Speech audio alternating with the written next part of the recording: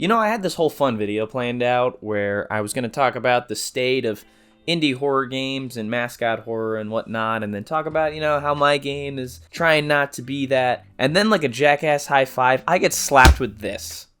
Unity's new pricing plan.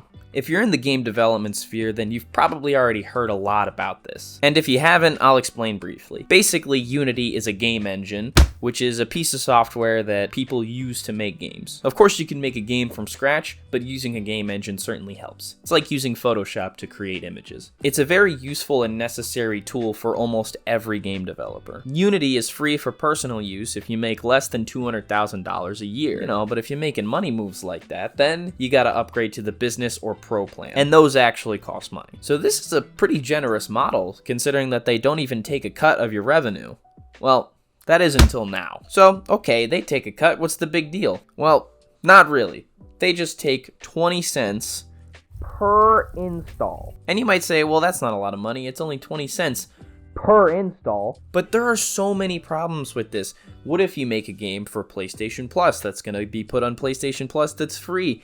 And, PlayStation gives you $1 million. That's a lot of money, right? Let's do the math. If half of the 50 million people that have PlayStation Plus download your game for free, now you owe Unity $5 million. Wonderful. And that's not even getting into how they track how somebody installs the game. They said in their original post that even if somebody uninstalls and reinstalls the same game, you still get charged for it. So I guess they're just tracking the info of anyone who commits the venal sin of downloading your game. But if this is so bad, then what do other game engines do? Well, we'll take Unreal Engine, for example. Everybody's heard of that one. Unreal Engine takes a 5% cut if you make more than $1 million a year. That's it. It's simple. But all this aside, I have a choice to make. I've spent the better part of a decade learning Unity and all of the interfaces, the intricacies, the shortcuts, the coding languages, all of that. But now they've clearly shown that giving developers accessibility to the software was really just not a priority for them. So maybe it's time to switch. And right now, I'm making the choice to switch to Unreal Engine.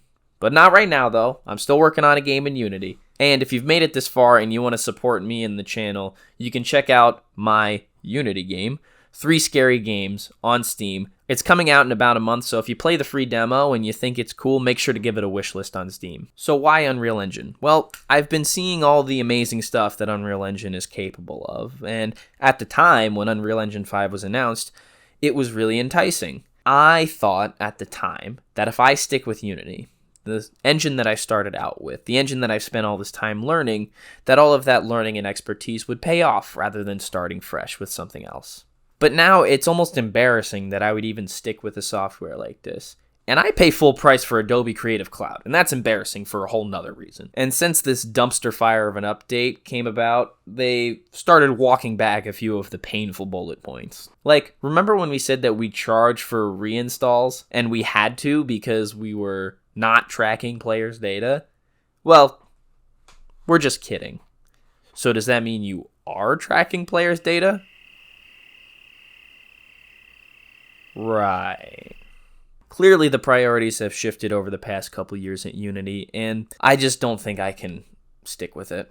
Like, this feels like when Battlefront 2 came out, and we saw the absolute peak of the loot box microtransaction pay-to-win tactics that were creeping their way into gaming, and how fucking ridiculous it was. And everybody had to freak out for them to walk it back. And to this day, even after 2 Jedi single-player games with no microtransaction, we still talk about EA as the greedy microtransaction-heavy company. I will never be able to look at Unity the same way again. This was supposed to be my big demo announcement video, and you can play the game finally, but here we are.